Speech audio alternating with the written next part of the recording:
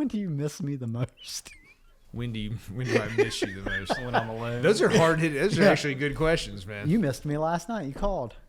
I did. I said I feel like I broke up with my boyfriend. Well, cool. So, all right. So we're. Are you good? Let's get to rolling on this episode. Swing it. Are you going to start in the studio? We have a this time, special. or- We have a special guest with us today. Yeah, we do. This is only the second time we've done this. We have someone from the outside world, outside of village caregiving, kind of. Again, a connection to village caregiving. But hey, man, welcome into the studio. Who have we got here with us today?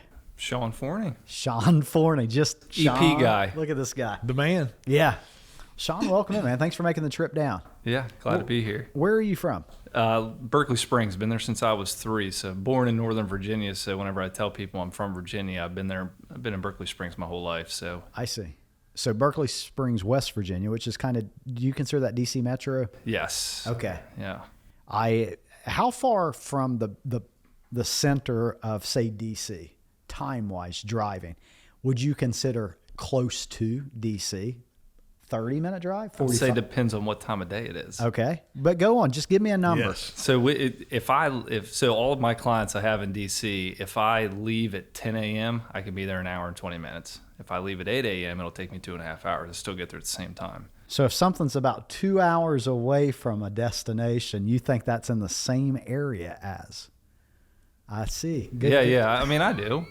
Well, he's trying to get you to say that London, Kentucky, which is 2+ hours away from Dollywood, is nearby. It's close. Okay. Pay no attention to this nonsense. Oh, when I ask the tough questions, you oppose it. I mean, I sell Berkeley Springs as being close to DC. That's Yeah. that's always what I say. Hey, we're close to DC. I It like might be this. an hour and a half, but we're Pretty still close. beautiful area up there. It and a is. happening part of West Virginia too, right? A lot of development and a lot of things to do. It is. Whenever I think about the Eastern Panhandle, I always think about West Virginia's history with reliance on coal, and I feel like whenever the state was trying to diversify from coal, the Eastern Panhandle and some of those other university towns, Huntington, Morgantown, kind of threw the rest of the state on its back and said, hey, don't worry, we got this, we'll carry you through. And I feel like that's what's happened in the Eastern Panhandle. We don't see as much as like Berkeley County and Jefferson County, but we're starting to get that overflow of economic development that's happened in Morgan County. So it's been cool to watch. Yeah. Well, cool. So what is your connection to Village Caregiving? I alluded to that a few minutes ago in the introduction. How do you know the folks at Village Caregiving? So I would also answer that question with depends on who you ask. I don't know if you asking Andy or you asking Matt or Zach, but I'm what I like to consider myself is kind of your all's insurance consultant. It's Okay. a fancy way to say I'm your insurance broker. Yeah. So what does that mean?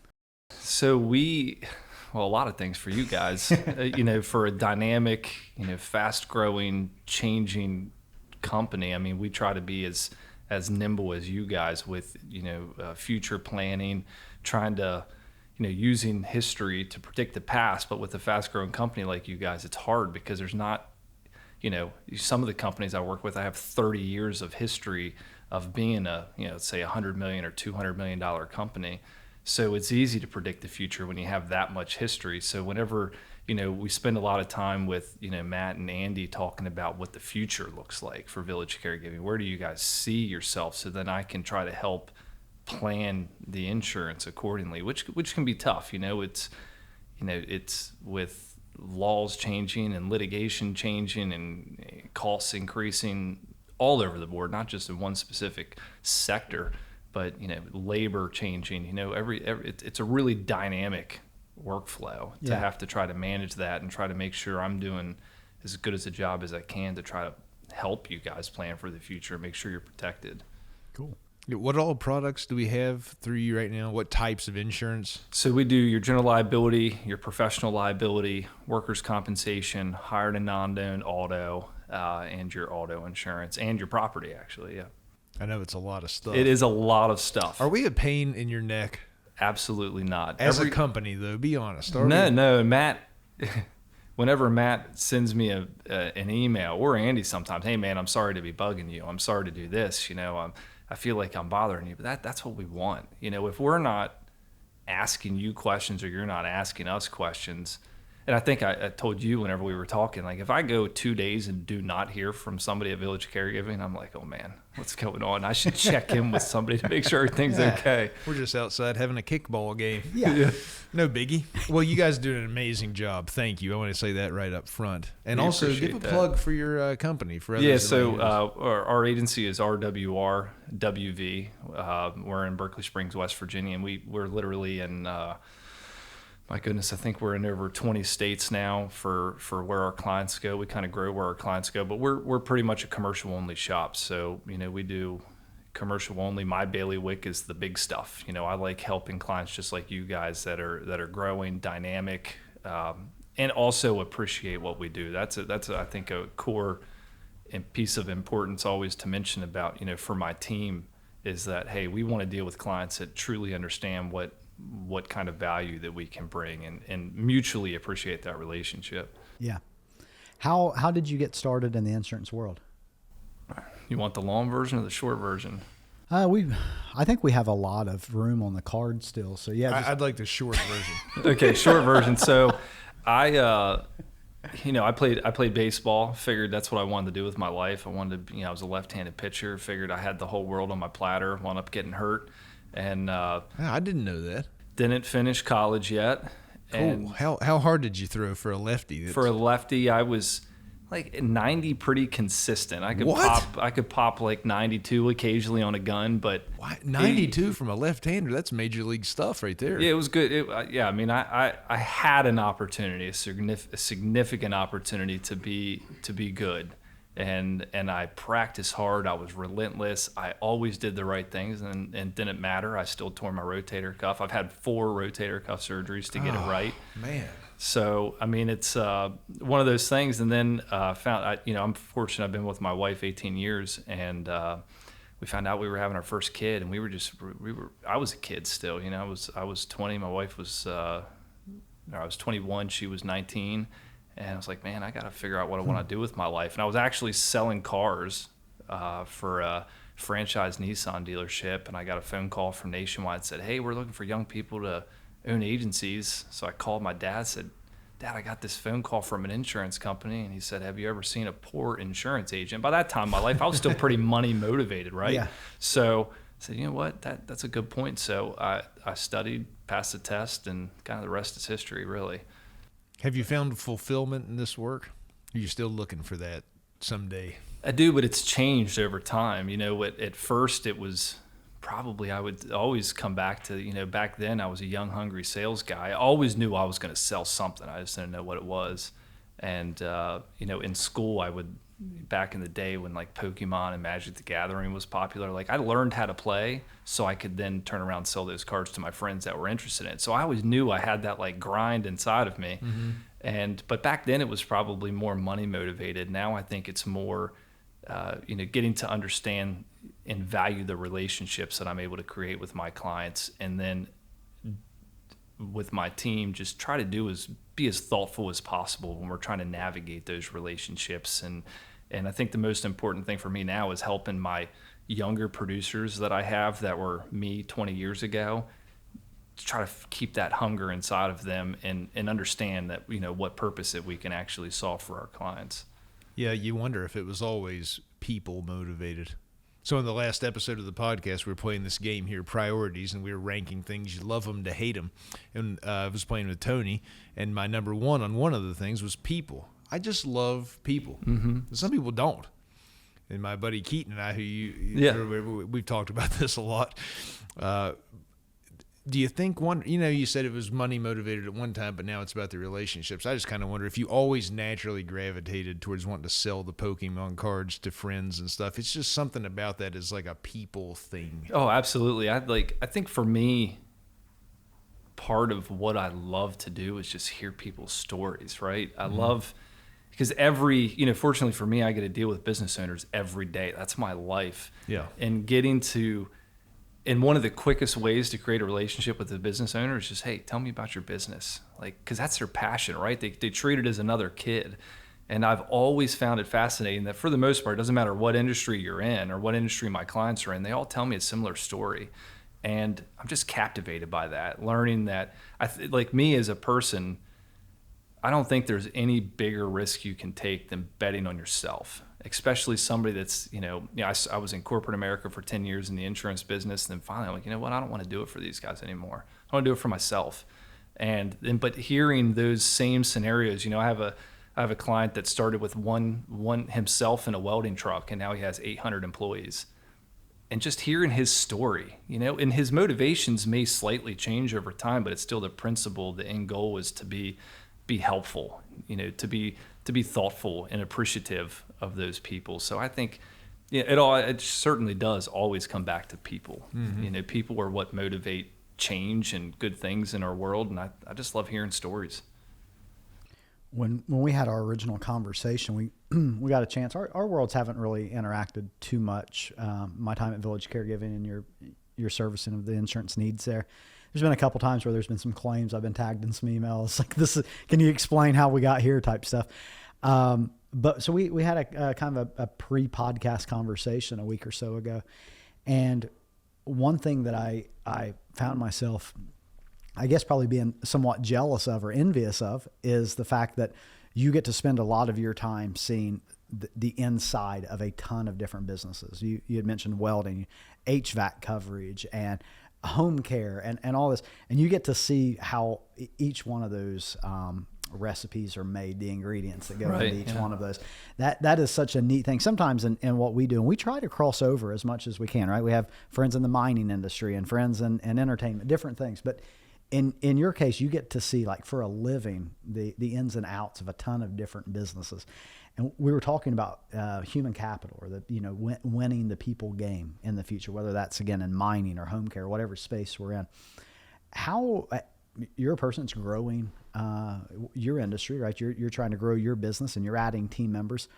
What are you looking for right now in those people, and how are you bringing them into your organization and making sure that they're carrying the culture that you've developed in this child of yours that's your business? Right. Yeah, that's always, and it doesn't matter who I talk to nowadays. Like, human capital, I think, is our biggest weakness going into the foreseeable future. Like, the labor market is tough and trying to find those good people. But you also mentioned the word culture. Like, I have these 5 keywords that I've been preaching to my staff, and culture is one of the biggest ones. And I think that's what you sell. You sell the culture. And whenever I'm looking for new people, and I always have these conversations with my wife. Like, if I have a bad experience, it's amazing as you get older, and I have, my wife and I, we have 4 kids. We do things for the experience more so than sometimes what we're actually doing. If we go to a restaurant that has, like, a phenomenal experience, the food can be subpar as long as the experience is good. But I always tell my wife after I have a bad experience, I'm like, just don't be a jerk. Like, just be a good person. It's not hard. It's amazing how many times, and I'm not going to throw anybody off, throw any shade at anybody, but I could use some state agencies for a good example. But if you're in a customer service facing job, be pleasant, for crying out loud. Just be a good person. So I mean, there's a lot of simple things that I look for, but oftentimes how you treat people. Like, how do you treat your friends? You can easily go on social media nowadays and do a little bit of research on somebody to see, hey, are they a good friend? Like, what kind of comments are they leaving on people? I don't want to invade necessarily their personal life, but if they're treating their friends good, typically they're going to treat their colleagues good, and maybe that'll assist in buying into that company culture, that positivity thing that I'm one of those people. I wake up in the morning and my alarm says, hey, make it a great day. Only you can control it. So I have that, like, reminder every single morning that, hey, I'm in control of my day, and I just try to make sure whenever I'm bringing people on the team, I might do the first interview, but I'll let somebody else do, 2 or 3 of people on my staff do the next interview. And I just tell them, hey, what do you think about this person? Are they going to be a good fit? Spend a couple hours in my office. Like, don't even call it a job interview. Just come. It's a hangout session. See if you're going to be a good fit. But, incorporating that into your growth plans and, how much are you going to pay people? And I've always had that belief, you pay people what they're worth. If you pay people and take care of people, provide them good benefits, they're going to stay, especially if you have that company culture. So that's but it's hard. I mean, I know you guys absolutely are in the thick of that with as fast as you're growing, as many people as you have to hire, making sure you're bringing on good talent. You're not bringing on a bad egg that might spoil the rest of the carton, Yeah, we try. It's tough. You said culture is one of the 5 words that you're preaching to your staff right now. What are the other 4 quickly? So positivity, trust, empathy, growth, culture. If you hit all 5 of those, you're in good shape. Yeah, it's hard. It's a constant job. Let me ask you this. We have a little segment here that we call In the News.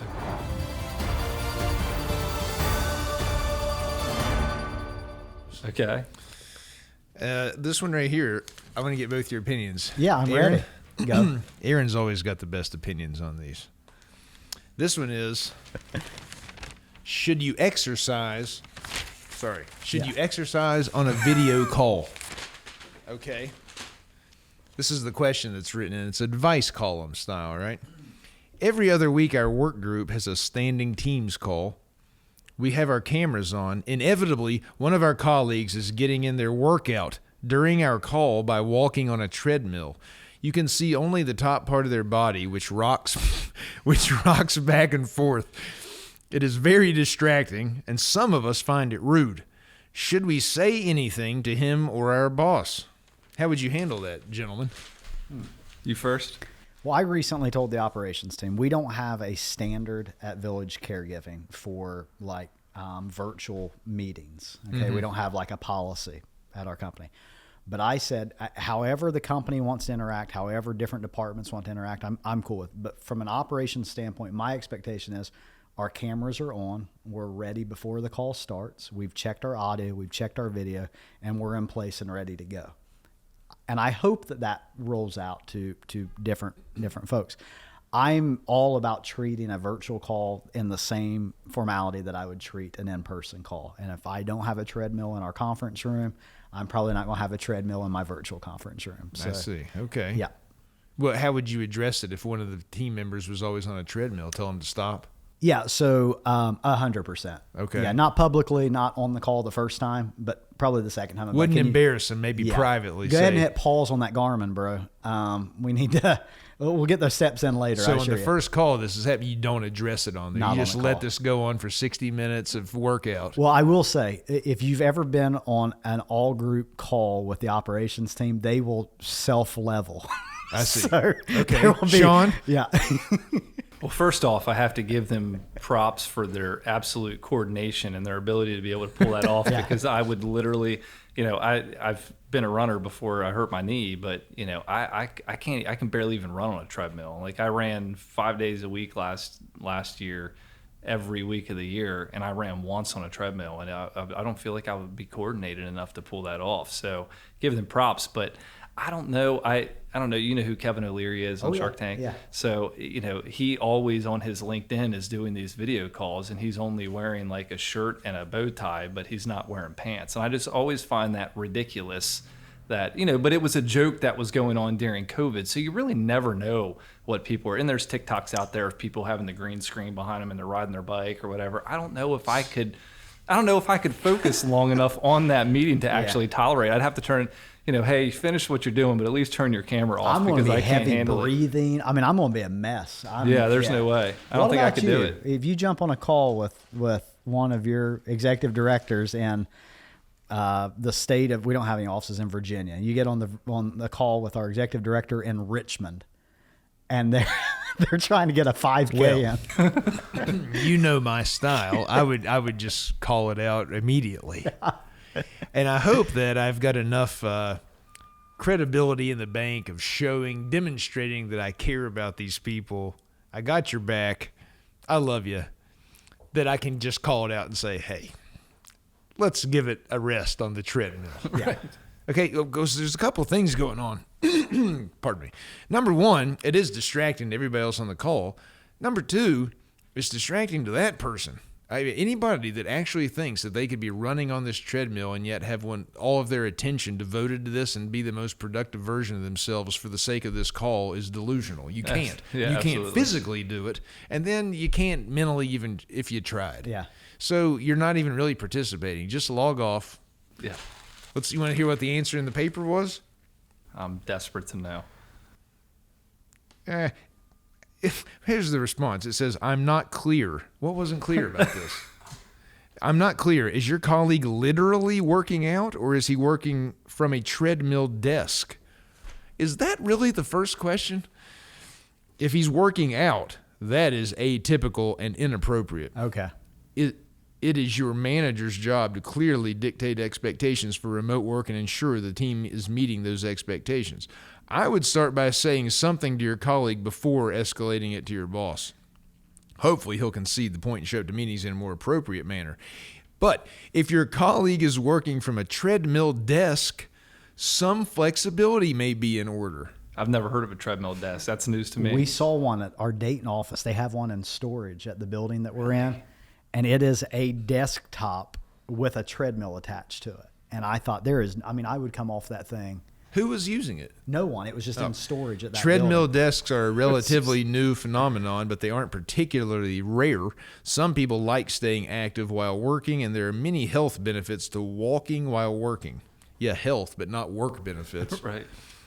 If your colleague is actively engaged, appropriately attired, and simply walking during the meeting, let him be. In the grand scheme of things, this is not that big a deal. There you have it. Might have to agree to disagree with that. Yeah. That'd be tough. Yeah.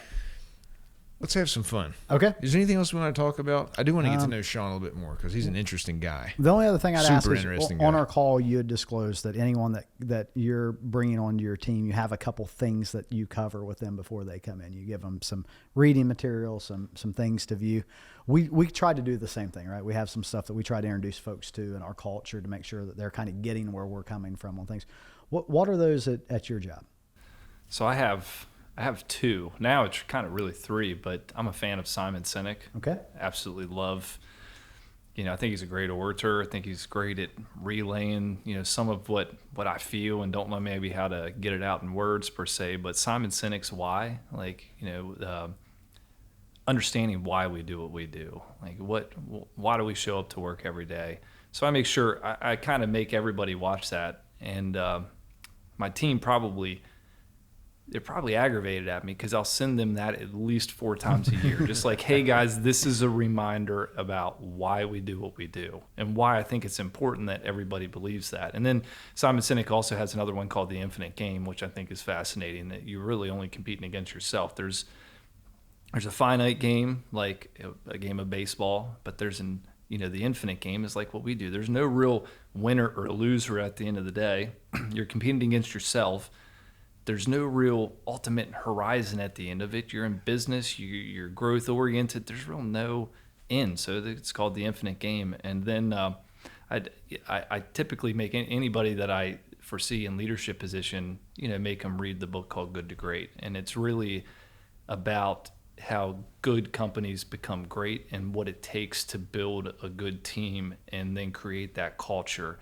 And also, it just kind of reiterates that sometimes you have to make hard decisions and kick bad people off. They use the metaphor, putting all the good people on the bus that knows what the ultimate end goal is. Yeah. And so I just kind of reiterate that to my team. Like, guys, we want to build a company with good people that understand what our ultimate goal is here and what we're trying to accomplish. So I kind of just reiterate 2 things, 3 things over and over and over and over and over again. I probably remind everybody, at least whenever we have our weekly meetings every Monday, we have a little rah-rah, hey, this is keep everybody fired up and understand. But I always just rehash those things because I think it doesn't matter how complex something gets in business, you can kind of break it down to, the people aspect and help and remind them and make sure it's at the forefront of their minds. Like, hey, this is why we do what we do. Yeah. And when we get like a good piece of feedback from a client that says, hey, we've never had an experience like this, or you do things a little bit differently, I share that with everybody on the team and say, guys, this is it. This is why we do what we do. I agree. I mean, we live a lot in the same world. All those books, things you reference. I have a book recommendation for today. You do? Mm-hmm. This might require a new graphic. Yeah, Where the Red Fern Grows. Austin is the book, for Spencer sure. Hunter. Who does the graphics? That's an Austin thing. Yeah. Well, here's a challenge for you, buddy. I don't know if this was going to explode like the fishbowl or what.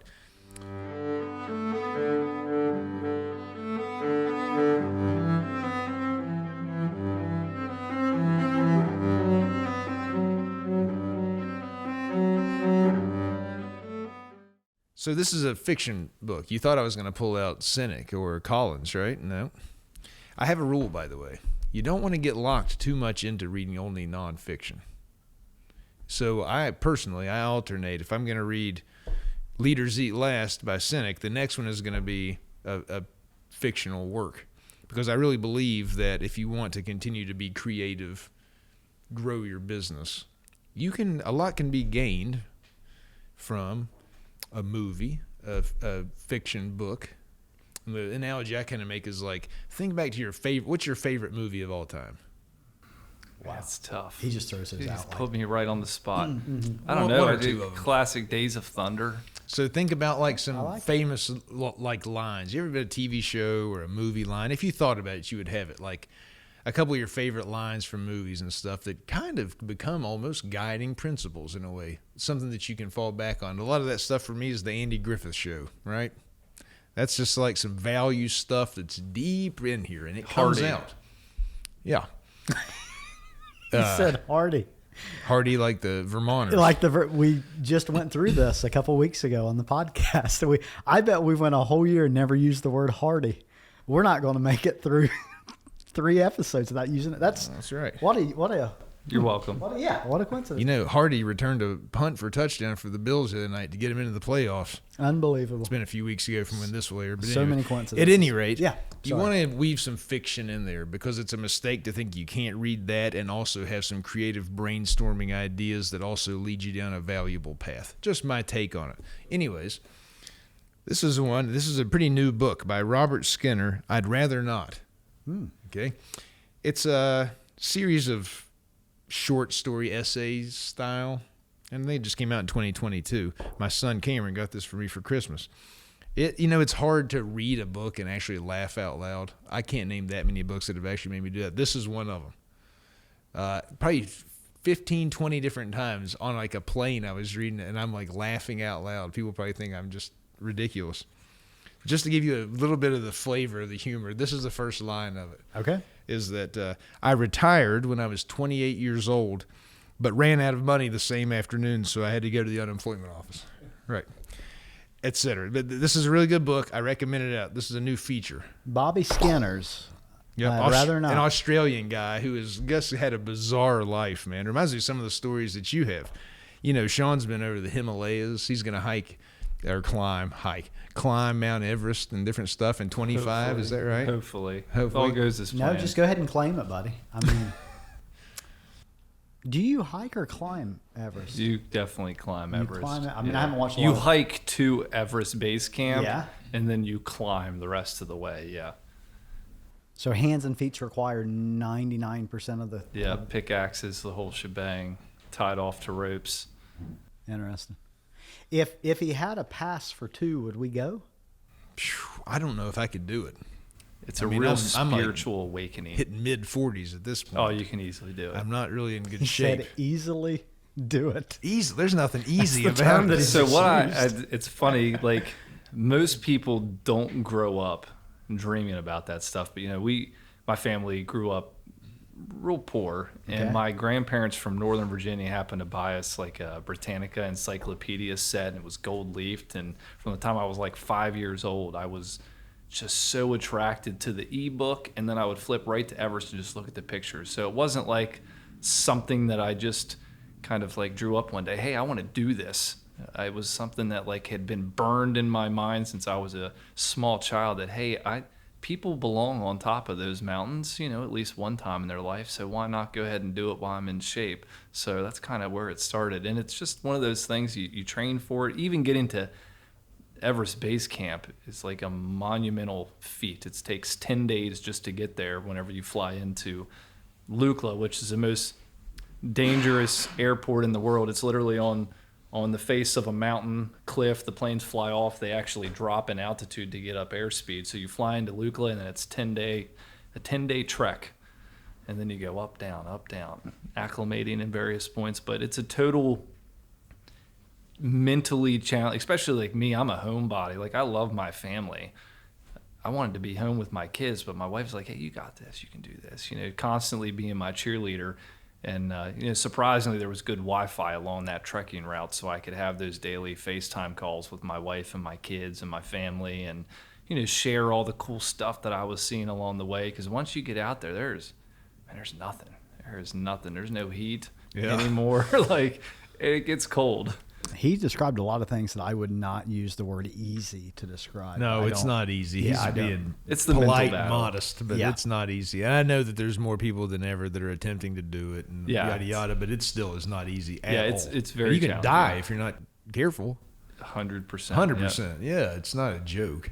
Yeah, I've lost 2 people that I started my training with already from climbing. So it's, being what I do for a living, I'm probably a little bit more reserved. If I get myself into a situation I don't feel comfortable, I just look at my Sherpa and be like, hey man, this is not a place where I feel comfortable. We need to rethink this and maybe descend a little bit.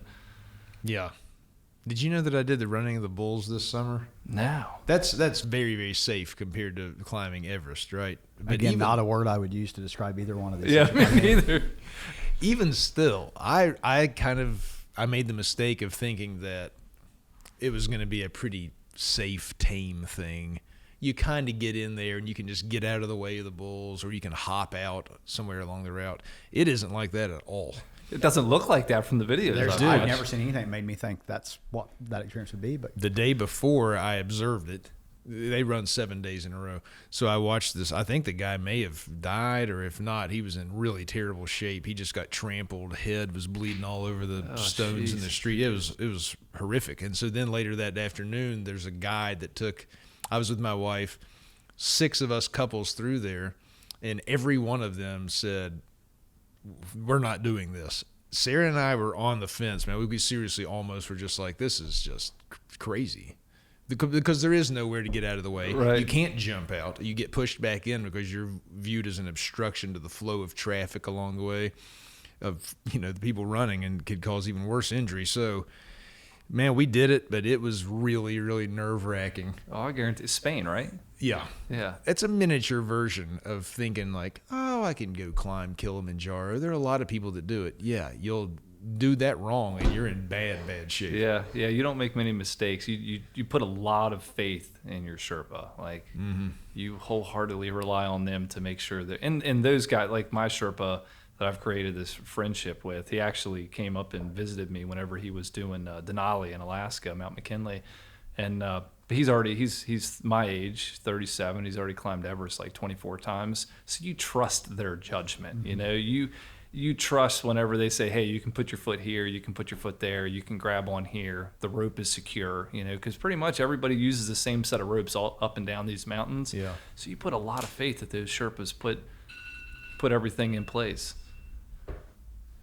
The timer. Sorry. I try to normally interrupt good answers with that. That's all right. But that's fascinating. I don't know. I mean, you have livestock on your property, right? You have animals. do. You have farm animals. Is that right? we do. We probably have too many animals. Where is he going with this? Well, I'm just saying. I mean, there's been times. No, I know when you're up to something. No. I'm saying there have been times where. What kind of animals do you have on the farm? So what don't we have on the farm is a better question. So we have Scottish Highland cattle. See? We do have one bull, by the way, and I could see why people run from them because they're intimidating. We have fainting goats with dairy goats, horses, a single pig, a bunch of chickens, dogs, cats. I mean, my wife is a registered vet tech by trade, so naturally her natural love for animals overflows to whenever people see an animal come to our farm, they know it's coming there to die of old age. I see. Because they're never leaving. Yeah. Even our cattle, my wife, gets these ideas that, hey, I think if we have a bull or, a baby bull, we will we'll raise them up, we'll band them, we'll raise them up, and then we'll eat them. I'm like, there's no chance you're gonna allow. As soon as you give that animal a name, you're never gonna eat that thing family. ever. So yeah, we've actually, this time of year is kidding season for our goats. So we had twins yesterday, we had a baby the day before, we have a calf that's due to drop like any day now. My wife has a twin sister, and her twin sister got the calving area. Like most farms don't have this kind of stuff, but my wife literally goes over the top. So they have like heat lamps and warm blankets and the best kind of feed and all this other good stuff. So that was my wife's job today, was getting the calving area set up for whenever our mamas are dropping their babies.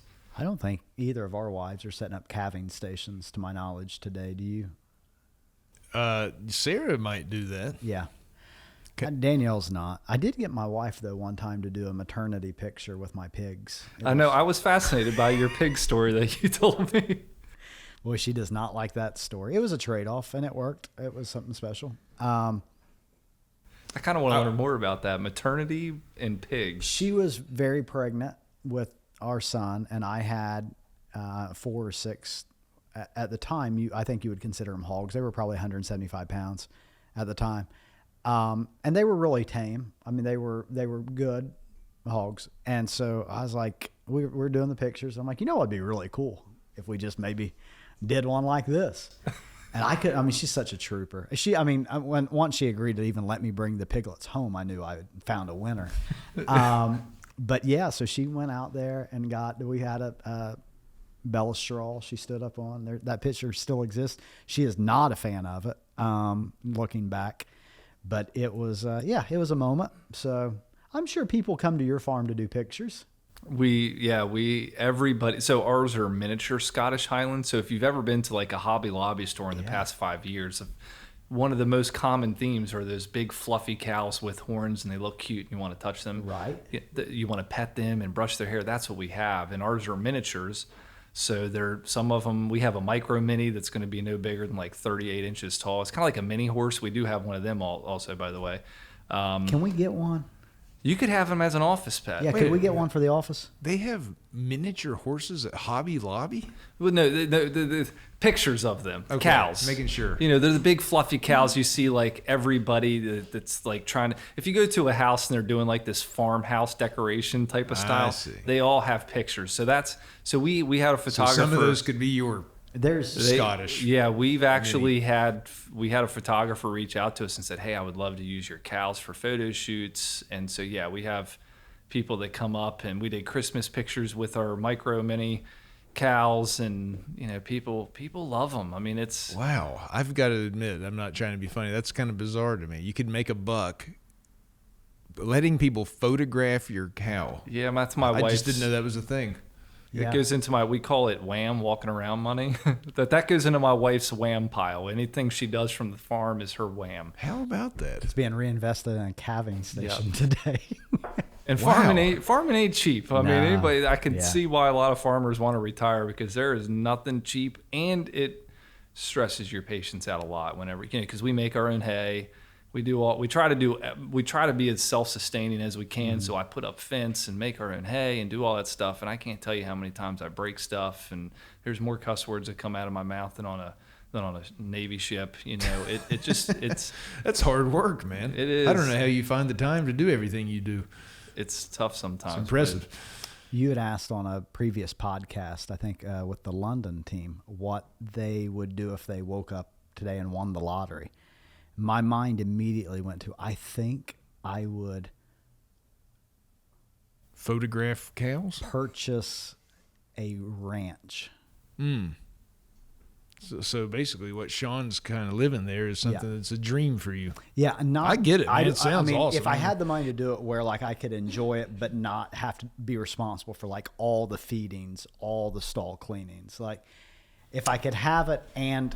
doesn't sound like you really want that ranch that much, though. I mean, I'd like... Do you have anybody that comes and does it for you? Whenever we go on vacation, we have a sweet high school girl that comes over and is our farm sitter. I see. So you would have a helping hand. There was a guy when I was growing up. He had a very lucrative business that he was in the aggregate business, and he had a farm, and he had some people like Ohio University had an equine program. And he had to deal with them where the students to get service hours would come over and like clean out stall stuff. He was there. He did a lot of the work and stuff, but he wasn't like responsible for every single thing. I think that's where the burnout occurs. So if I could have enough money to have it and enjoy it, that would be. Yeah. When you say ranch, I picture myself on like a 10,000 acre ranch out in like South Dakota or Cody, Wyoming, or one of those places like that. Literally only house in like a 15-mile stretch with when we retire, that's probably my wife's That's her dream. goal, sure. Yeah, not to see anybody for like a week at a time. My wife would be perfectly content with that, just her and the animals. Yeah. I think you just want some ranch hands. No. He's an operations guy at heart. Honestly, my next thing was I would probably just buy a house in Palmetto Dunes and Hilton Head. So it's one of those The two total things. opposites. Like, Let me tell you just a funny story. Okay. Now, we might have to edit this out. I'm not joking. I'm going to ask my wife if it's okay if I tell this. You got me thinking about this with somehow food a little bit ago. At any rate, we were in South America one time, in Peru, I think, and they eat, there's guinea pigs on the menu there called cuy, C-U-Y, name for it there. And it's a super sustainable food item. They reproduce quickly. You can harvest, like if you wanted to cure world hunger, you could probably make a big dent by getting people used to eating cuy. No joke. Anyway, I ordered this. Of course, I like to try new things, blowfish and whatnot. Yeah. So I got some cuy on the menu, and it was really good. You knew what it was? Yeah. Okay, continue on. So I eat this guinea pig, the way that they prepare it there in Cusco in Peru, and think like maybe eating kind of like squirrel, rabbit, sort of a tasting meat. It was pretty tasty, right? And I say to Sarah, you know what? I could get down with eating this on a regular basis. Tastes pretty good. She actually says to me, well, I can make it for you when we get back. I said, how? Where are you going to get guinea pigs? She says to me, I could just go to the pet store and get some guinea pigs. I said, and then what? How you're going to just go to the pet store, buy them, bring them home, and kill them? Yeah. She's like, I guess. I said, how? Okay, now I'm engaged in this story. You're going to kill them how? She said, I would shoot them. And I have this mental image of my wife in the backyard, home from like Petco, dumping the guinea pigs out with a shotgun, just blowing them up. I couldn't believe my ears. That was her idea. I think commitment from that. That's very sweet of her. First off, there's no way she would do this. Yeah. I don't think. If you came home and she had a mess of guinea pigs prepared for you, would you be like, oh my God, I bet the backyard is a mess. That can't even be the way to do it, right? I mean, you're just filling them full of buckshot or something. Like, I know people Poor guinea that pigs. raise meat rabbits. And Yeah. I went to a fellow's house one time, and several of them was out in the garage, and he had this big cast iron stove going, and on top of it was a big soup pot. And he said, hey, we're having fresh rabbit. And I remember looking past his truck where the rabbit pen was, and it was oddly empty. And I was like, I mean, that is really farm to table right there. That is, I mean, that thing. Fresh. Yeah. And I was just like, so it's same guinea pig. It's the same thing. It's Yeah. just a heck of a lot easier to not have to see it, how it comes to Yeah. fruition, isn't it? Do you hunt? Are you a hunter at all? When I have time, like rarely, once a year. I didn't get to go out this year or last year. But Yeah. I mean, not to get dark, but has there been a time on the farm where you've had to help an animal transition to the other side of Yes, life? and it is the absolute, and that's why I can't envision your wife or even my wife saying, "Hey, we're going to butcher this cow." Like if we want beef, we go to the store. It's the same concept, but we didn't have to do the work, Yeah, right? you're out Exactly. of the But process. yeah, we've had some scenarios on the farm that is absolutely, and having kids, and that's kind of like I guess one of the negative aspects for a kid growing up on a farm. They kind of get used to death, right? I mean, chickens only live 3 years if they're lucky. Your Yep. goats might live 7 or 8. So yeah, I've had to, and it is because you create relationships with even these animals. They look at you, and you start to feel bad and wonder, man, what's this guy thinking I'm going to do? But yeah, I got some horror stories in some skeletons in my closet about that I'll never forget. It's like engraved into my head for life. That's a bad thing. I had a dog one time that needed to put down, and it was a bigger dog. It couldn't even walk. It was suffering. Couldn't get it in the car. I grew up watching Old Yeller. I knew what needed to happen to this Yeah. dog, okay? It's like one of the most scarring movies as a kid to watch. Yeah, and it would have been a humane thing for me to walk out in the backyard and shoot this dog. I mean, it was not it was suffering. I couldn't do it. Mm-hmm. I flat out could not do it. I have to admit it. I had to call the vet to do a house call, came out and gave it, an injection to put it down. But I couldn't do that, man. Because of what you said. I'm going to see this for the rest of my life. Yeah, I just don't need that. I had to get comfortable quick because I was in that same situation. We had a goat that was sick, and anytime a male goat gets blocked, they can't urinate, they need to be put down. And my wife told me, so I actually called my father-in-law and said, hey, man, you got to come over and take care of this for me. Well, he did. He shot it. It didn't die. Oh. So I hear the goat. Yeah. Like 20 minutes later, I'm like, gosh, dang it. I called Wayne. I said, Wayne, listen, man, you were supposed to make my job easier. You just made it 10 times worse, and I had to go out. And then from that point on, you kind of almost see it as it's never a good thing, but you don't want them to suffer, right? So that's the thing that I have to remind myself. If it doesn't happen often because we are a small farm, at least I feel like we have too many animals, but we're small. But still, when you have to do that, you feel like you're saving them that pain and suffering, and you don't want them to suffer. At that point where it had been shot once, I mean, I think that had to make it easier to go out there and put this to an end. It was. Yeah, okay. Want to do some fishbowl? Well, I got to tell you. Is that not what we're doing already? We can cut this story if need be. But when I had the first round of pigs, I had 4 of them. And I sold them. I sold 3 and kept 1, okay? And I took mine like a normal human being to the butcher shop, and they did everything. I take a hog, and I come back with boxes later, right? It just worked out That's that the way. best way to do it. Yeah, that's how the Lord intended. But the third one, the first time guy shows up, he takes the hog with him. Second time, guy shows up, takes the hog with him. Third time, guy shows up, and he just has a pickup truck. No cage, no trailer, no nothing. And I'm like, how are you going to get this hog back to where you're going? He said, I process them myself. It's like, I understand that, but he's like, well, if it's all right with you, I'm just going to kill it here and then take it home and dress it. I was like, oh. And I had not taken my 4th one to the butcher shop yet. So I'm like, well, his brother's in there. I don't know if this is a good idea or not. And so he's like, I'm gonna go ahead and do this. And I was like, oh, Jesus. So why I got these pigs to begin with was because I have a family photo of my dad and his 2 brothers and my grandfather on the family farm, and they have the hogs hung behind them every Thanksgiving. That they would eat Thanksgiving dinner, then go out and butcher hogs and hang them, right? And I had this, I was living down on the property, and I had this, I can do that. I'm a generational, apparently hog farmer, and I had missed my calling. So I do this, and I can't stay in there when he's killing this pig. And so that happens, and I'm just like, I'm having this moment outside. I hear the gunshot and the pig, and then the other pig, and it's a whole mess. And I'm like, oh my God, I wasn't designed for this. Like, what have I done? And I kind of grieve that process. I'm like, I am not my grandfather. Like, I just had this moment where I'm like, I'm not him. And so there's this old farmer that lives down the road. He's lived there. He grew up with my dad, and they're like 3rd generational farmers. And he comes by one day, and he's like, how was raising those hogs? It's like, it went really good except for this one thing. And I tell him this, and I'm like, I know he's going to make fun of him. He's done this his whole life. He said, oh God, I couldn't have stayed in there either. That's an awful story. Made you feel a little bit better. My first time went that way.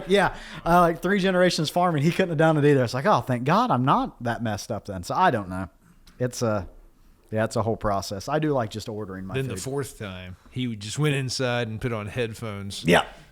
Rocked out to Metallica and worked out. Yeah. Now he's got 40 pigs because they can't. That's right. Yeah, I can't put them down. We have this little segment that we do here on the podcast every once in a while, and some people talk about it, some people are scared of it, but we call it the fishbowl. Fishbowl. Are you familiar with the fishbowl concept? I am familiar. Okay. Do you look forward to the fishbowl, or do you somewhat? Oh, I'm game for anything. Well, after some of the conversation we've had today, I could imagine you'd be open to it. Why don't you go ahead and pull something out of there and just let us know what you get? Some of these might be repeats. Some of them might be written by my daughter. Oh, that's okay also. Who knows what's going to... My kids range from 14 to 2, so... Well, this would help with that then. Do you think that you could schedule spontaneity? His face. Well, my face is like that 'cause I feel like my whole life sometimes is spontaneous. Yeah, can you schedule that though? Could you put it on the calendar for next Wednesday? I don't know. If you ask my wife, she says that's every day of my life. I Yeah. feel like I try to live as organized as I can, but I mean, I don't know. Maybe Scheduled chaos. Put it on your Gmail calendar for 2:00 next Thursday. Spontaneity. Yep, there we go. Can you do that? I don't know. Whenever I explain to people my life, I just tell them organized chaos. Like, if that Okay. makes sense.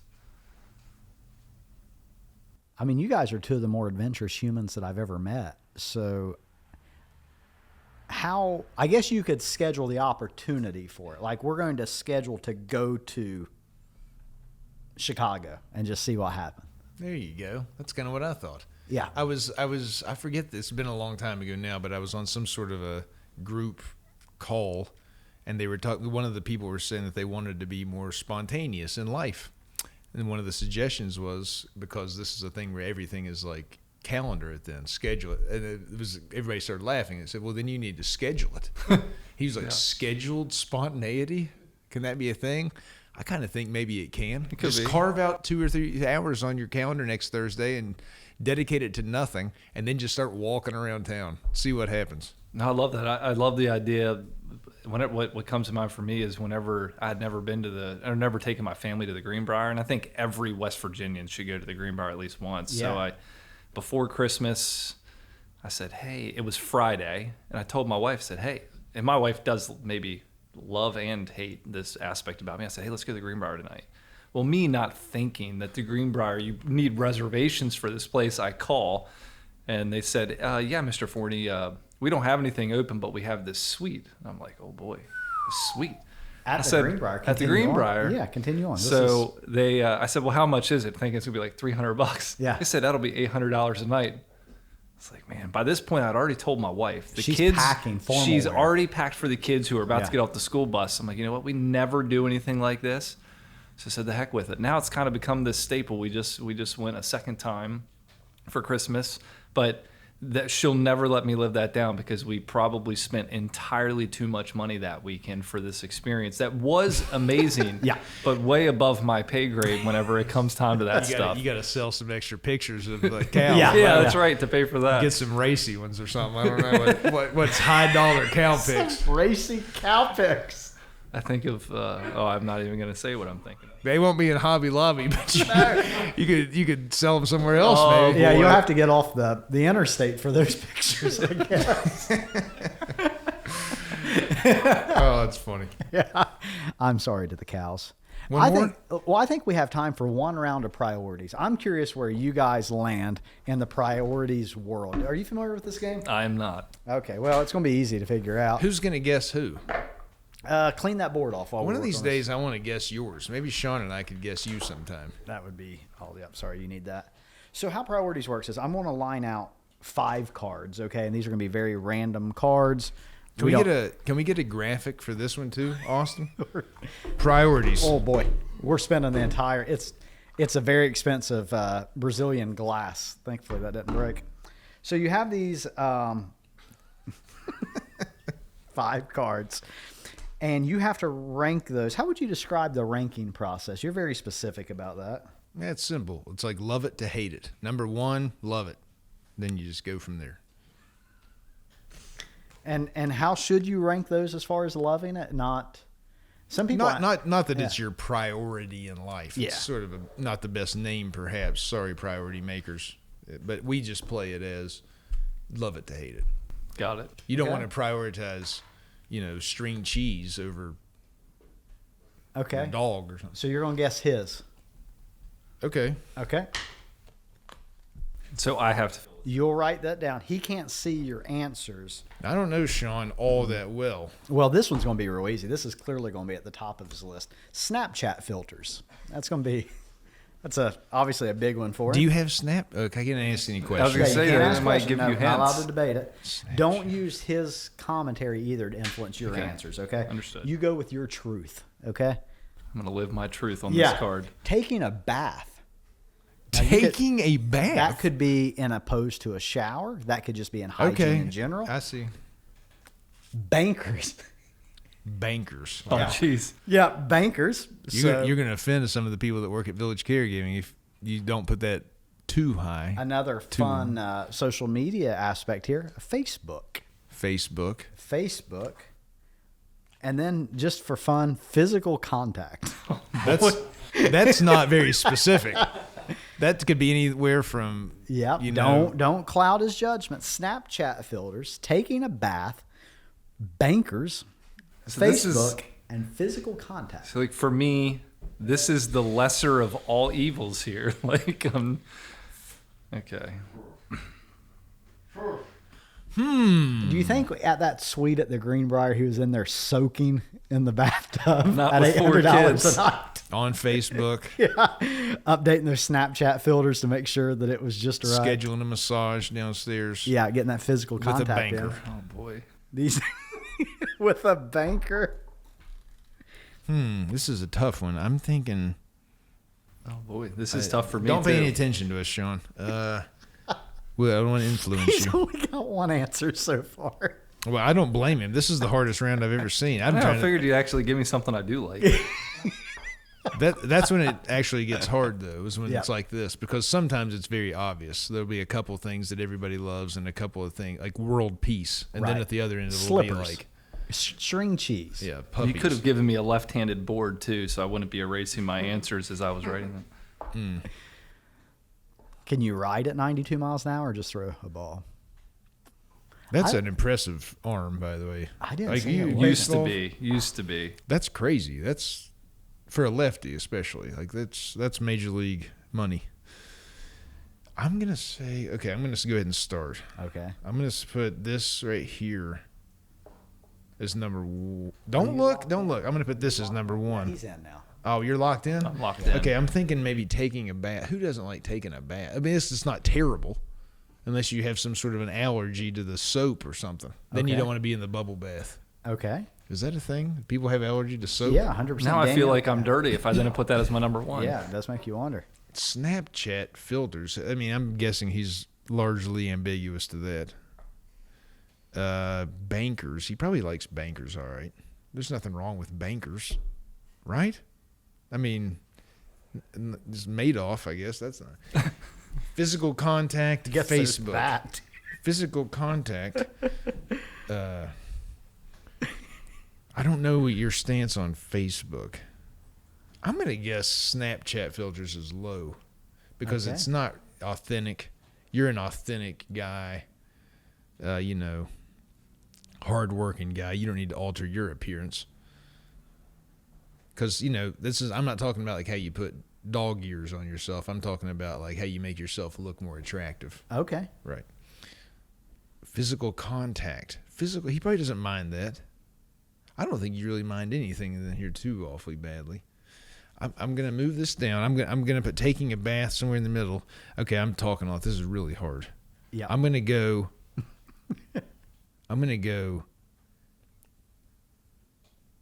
Do you like fake? God, I want to ask you if he likes Facebook. I don't know where that one goes. I'm going to go. Facebook is number one. I'm going to say.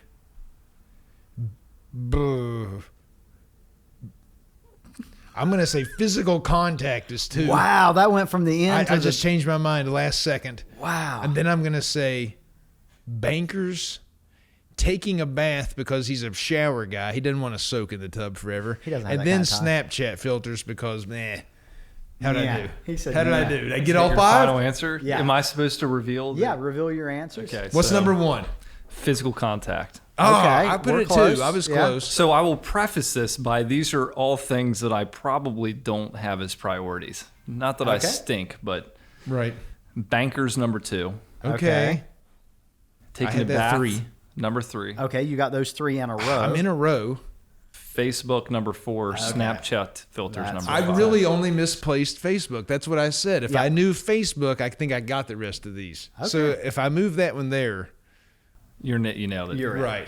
So I feel pretty good about that. Yeah. All right, But that's what makes this game hard. See, I missed them all almost because of one thing. And it's funny what Right? you We were mentioned. complaining about this being not fair. Hunter and I were. What you mentioned about the filters, because the girl that does the filters for my office, I told her because she puts like makes people's teeth white and all this other stuff. I said, I don't want you to touch mine. I am what I am. I knew you Leave were that guy. See? So good job on that one. Right. Yeah. Do you know how long the production team has to work here to edit all of our stuff? Because I know, like, Jeff my is just beard is gray it's gotta now. be just right. This is the part where we do this thing where we look at the camera for like 3 straight seconds so they can alter us digitally. You ready? Go ahead. Go ahead. I'm not. Okay. What is that movie with Ben Stiller? He's like, there's other things in life besides being ridiculously good looking. Zoolander? Zoolander, there we go. All right, you got to guess Jeff's. All right. Your job, cheap gasoline, Michael Jackson, a checklist, and late nights. Oh, I mean, boy. this is heaven. I like I that. started saying I was going to say, I think you got the luck of the draw there. yeah. This is hard though because I actually have to try to make some choices. Your Oh job, my God, this is the best thing ever. a cheap gas deal, Michael Jackson, a checklist, and late nights. Real quick, did you ever see Michael Jackson perform live? Nope. I know you've seen a lot of artists. Okay. For you? No. Okay. I just remember my mom going crazy over Michael Jackson. That's what I remember, yeah. Interesting.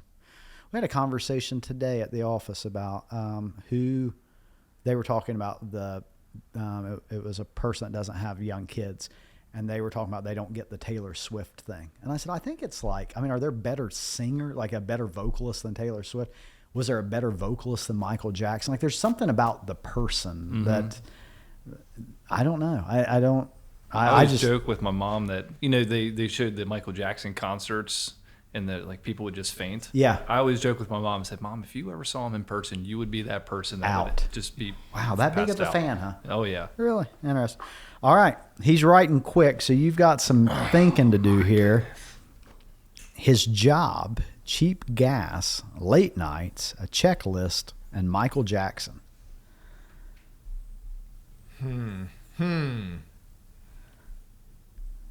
Okay. I have no idea what direction you're doing this. It's just been a really good shuffle. All right, I got it. Okay, so he is lining up your job checklist. What's he got? Number 1. Your job. That is correct. Number 1, job. Number 2, a checklist. Checklist is last place on the list. Although I do like a good checklist. It I've does seen make me this. productive. Sorry, I like all of these. Late nights, That is number 2. Michael Jackson. That's number 4. I had to bump him down below gas because of, he's had some issues. But I do like Michael Jackson's music. Yes. She's- That's what I was going by with that. Yeah. Michael Jackson. Pretty close, really. I mean, a Cheap couple of them gas. are barely turned. Are you a person if you're like at Speedway or Valero and one is 1 cent cheaper than the other? Are you going off convenience or? I've never heard you gripe about gas prices. Well, I don't really pay that much attention because they don't fluctuate all that much. But let's say gas tomorrow is $71 a gallon. I'll bet you I care then, don't I? Okay, I think you're gas not in this wrong. country is remarkably cheap whenever you consider how much goes into getting it here. Mm-hmm. You got to drill this oil up out of the Middle East, refine it, ship it, tank it, whatever happens in the middle of the time, bring it over to this place, put it in a big pump in the ground. All that's going on before it makes its way into my F-150. At It's kind of $2.77 a ridiculous that I'm gallon. only paying like $2 something a gallon for Yeah. it. Well, that's not going to be At popular. least in West Virginia, it's $2 something. If you're in California listening, it's probably $5. Yeah. Oh yeah, it is for sure.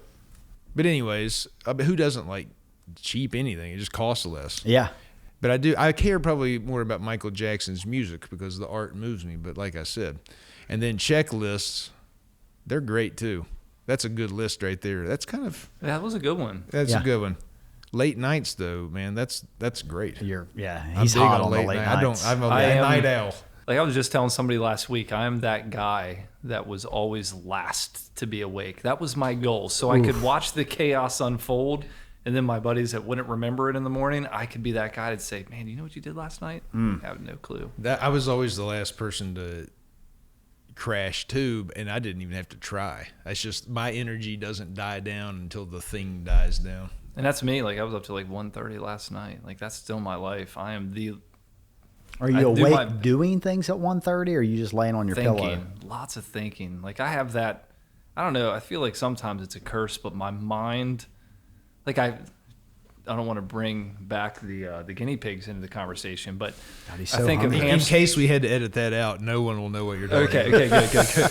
But I think of hamsters in a hamster wheel constantly going. That's my mind all the time, Yeah. 24/7. Even sitting here, it's just constantly just spinning. He's thinking appetizers now. So anyway, Tell you what, dude, if we were like, say it was midnight right now and we were in the studio late night, I would be having a great time. Some of the nighttime just energizes me. Yeah. And if you guys were up for it and we just kept going and kept going and kept going, I would sit here until the sun came up and not even get tired. It's not even hard for me to do that. That's the same with me. Like, I feel like sometimes I do my best thinking at night. After I get the kids tucked in, wife goes to bed maybe around 10 o'clock. Those late hours are probably when I take the most notes. we were discussing that in book club recently, that most of the Tools of Titans, the Ferris goes through and identifies things with each person that he interviewed, and each really talented person had a window of time that they believe they do their best work. Like BJ Novak says, I do my best writing at this point, or this person says I do my best thinking at this hour. One person was like 3 a.m. My 3 a.m. window is my most productive. If I can break into that 3 a.m. window, it's kind of interesting. People Like, have for me, that. I feel like it's like all the crap happens throughout the day. So all the crap's already done and out of the way. So I've already dealt with the worst part of my day, and I have the best part still. And I don't know, it's something about me thinking clearly late at night that motivates me some, maybe. Mm-hmm.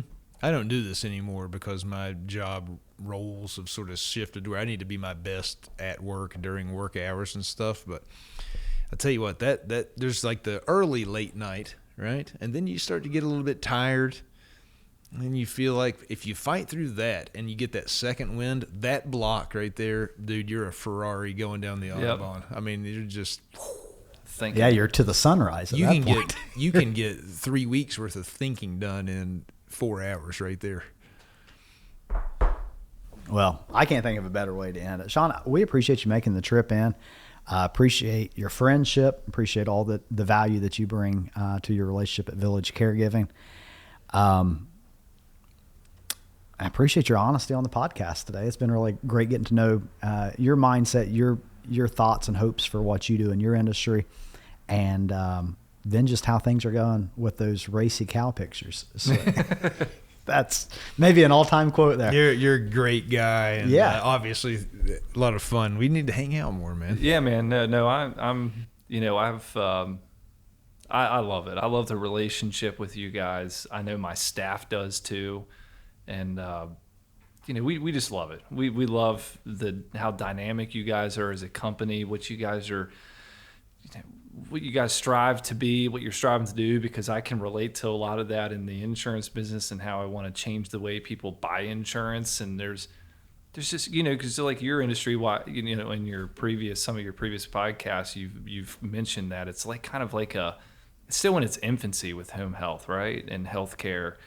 But like in insurance, it's not. Like, it's been around for hundreds of years, and you're trying to break through to this thing that people always try to buy it as a commodity, and say, hey, we're trained by media to buy it as a commodity. And like, it's sometimes I feel like I'm running my head up against a brick wall whenever I'm talking to somebody that just doesn't get it. But I do feel like you guys get it, and mutually we appreciate the fact that you guys respect that relationship, and we really do value that relationship. And I've done one other podcast in my life, but it was like a virtual thing where I called in.